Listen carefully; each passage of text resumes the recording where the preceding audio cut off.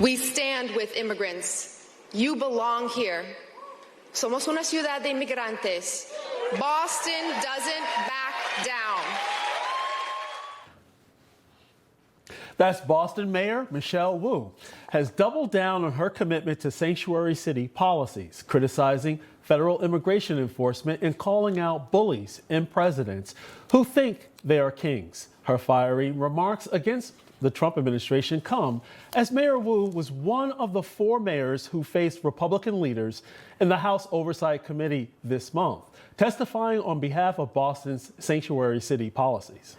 For more on this, let's welcome in former Milwaukee sheriff, author of Cop Under Fire, and NewsMax contributor David Clark, along with former senior DHS advisor, retired Air Force Lieutenant Colonel, and former Maryland congressional candidate Berney Flowers. Thank you both for joining us. Thank you. Thank you for having us. So, Colonel, do you think it's a smart idea for this mayor, when she's up for re-election, to take the side of illegal migrants against the safety of her city? I think that she is wrong in every way, especially with Mr. Trump in place.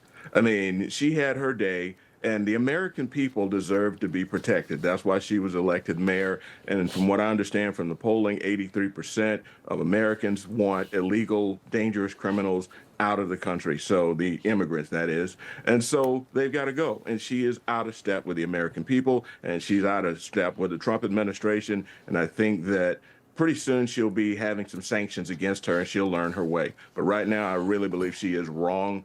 And it's very clear to me. That's so true. Why? Because money talks.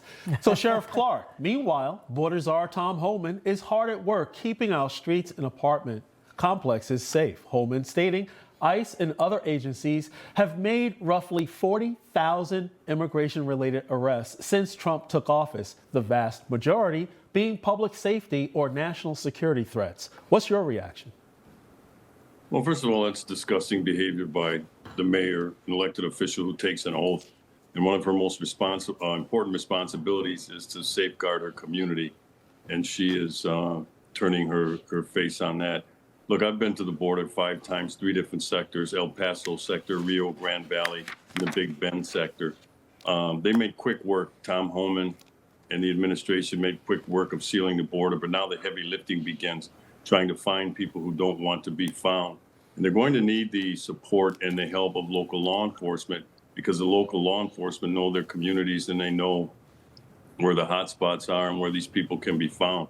So I find it shameful that these law enforcement executives won't assist another law enforcement agency. It's part of the code of ethics to assist all law enforcement agencies in the pursuit of justice and making their community safe. So I think at some point, Pam Bondi is going to have to push the issue here. Look, there's a felony statute of concealing and aiding an illegal person in the United States, and that's what she's basically doing.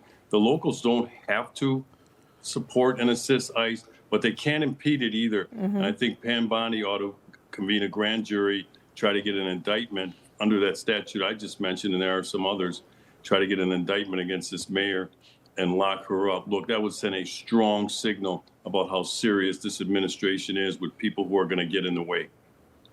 The sheriff just made such an important point. The federal government can't commandeer local agencies to work with it, but on the other hand, these local agencies can't defy federal law. Mm-hmm. So, Colonel, we see that California and Washington and other places are purposefully limiting their cooperation with ICE. So what do you make about this big divide in the country? You see Florida and Georgia cooperating, and then states like New York and Washington and California doing just the opposite. Well, the American people just spoke at the ballot box. It's very clear how we feel.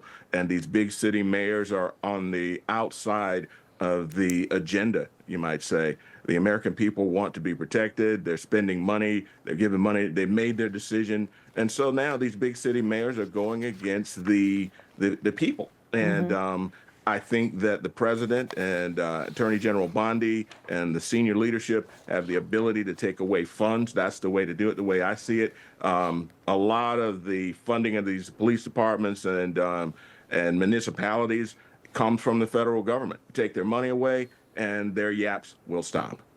Interesting. We only have about 45 seconds. Is there anything you want to share with our audience, Sheriff Clark? Yeah, look, you put the pressure on these elected officials, these public officials, to do what they're supposed to do and take the politics out of this thing and look at safety and law enforcement first. Well said. We both agree. Well said, and succinctly. Absolutely. Thank you, Sheriff David Clark, Colonel Berney Flowers.